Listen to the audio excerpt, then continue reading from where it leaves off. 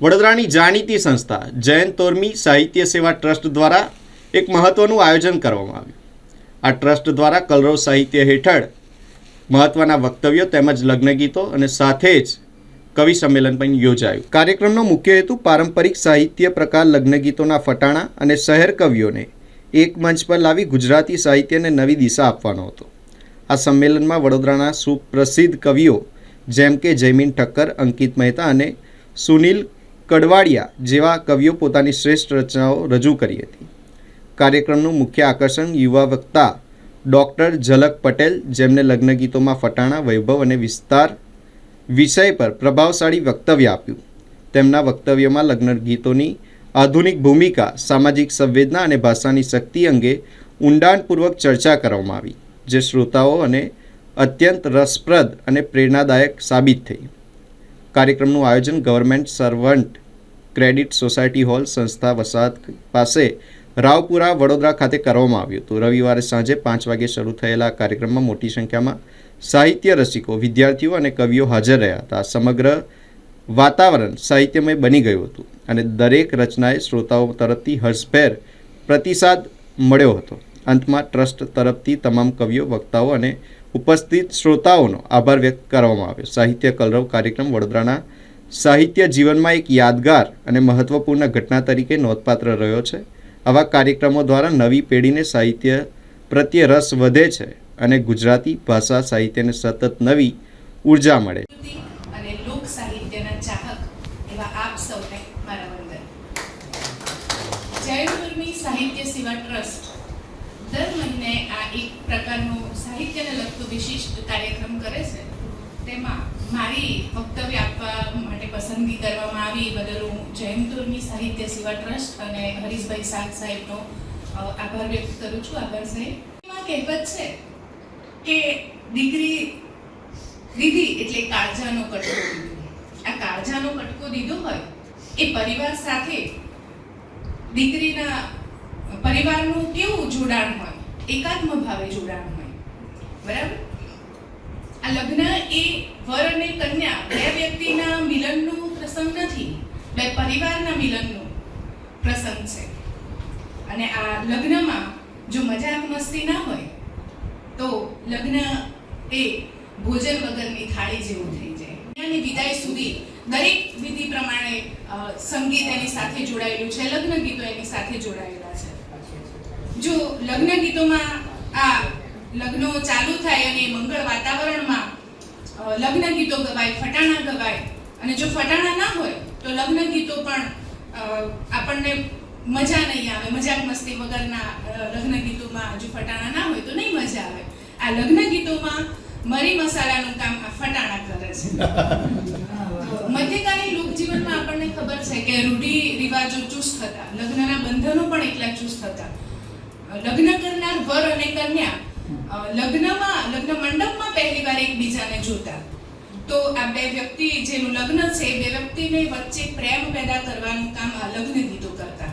ઉન્નતિની ચાહમાં દુશ્મની શીખી ગયા છે. ઉન્નતિની ચાહમાં કે લાગણી ભૂલી ગયા છે, ઉન્નતિની ચાહમાં દુશ્મની શીખી ગયા છે. ઉન્નતિની ચાહમાં ને વાત કાયમ નીતિની કરતા હતા જે મિત્ર એ. વાત કાયમ નીતિની કરતા હતા જે મિત્ર એ મિત્રતા ભૂલી ગયા છે. નથી ને પડઘા પડી રહ્યા છે હજુ એ જ વાતના. પડઘા પડી રહ્યા છે હજુ એ જ વાતના, જે વાત તે મને તો કદી પણ કરી નથી. પડઘા પડી રહ્યા છે હજુ એ જ વાતના, જે વાત તે મને તો કદી પણ કરી નથી. ને તારી ગલીની સાંજ હું નજરોથી પી ગયો. તારી ગલીની સાંજ હું નજરોથી પી ગયો, એના પછી સવાર મને ભાવતી નથી. તે અમારા બધા માટે પણ બહુ ખુશીની વાત છે.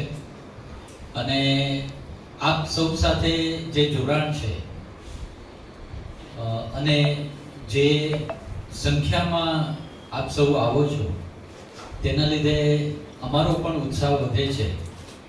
અને તેના લીધે જ દરેક કાર્યક્રમમાં કંઈક ને કંઈક નવીનતા લાવવાનો અથવા વિવિધતા તેમજ કંઈક અલગ પ્રકારનો કાર્યક્રમ થાય તેવો પ્રયત્ન કરતા રહીએ છીએ. લાગે હજી સવાર નથી, એવું લાગે હજી સવાર નથી. ફૂલ ખીલ્યા છે પણ બહાર નથી. એવું લાગે હજી સવાર નથી, ફૂલ ખીલ્યા છે પણ બહાર નથી.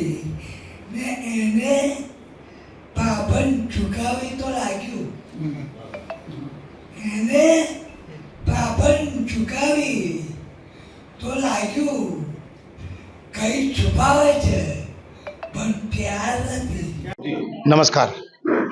જયંત ઉર્મી સાહિત્ય સેવા ટ્રસ્ટ દ્વારા આ 42મો સળંગ કાર્યક્રમ જયંત ઉર્મી સેવા ટ્રસ્ટ, જેમના નામ પરથી શરૂઆત થઈ છે, જયંતીલાલ અને ઉર્મિલાબેન, તેમનો સાહિત્ય કલરવ નામનો આ વિભાગ, આ છઠ્ઠો મણકો. અને આ કાર્યક્રમ લગ્ન ગીતના ફટાણા એ વિષય ઉપર રાખ્યો હતો, જેમાં લગભગ શહેરના 100 ઉપરાંત પ્રેક્ષકો હાજર હતા. અને આ કાર્યક્રમ મુખ્યત્વે આપણી પરંપરામાં, આપણી વિરાસતમાં જે લગ્ન ગીતો છે, એ લગ્ન ગીતોની પાછળનું શું મહાત્મ્ય છે, કેટલા પ્રકારના લગ્ન ગીતો હોય, કન્યા વિદાયના, પોંખવાના અને પછી હાસ્યરસના ફટાણા પણ હોય છે.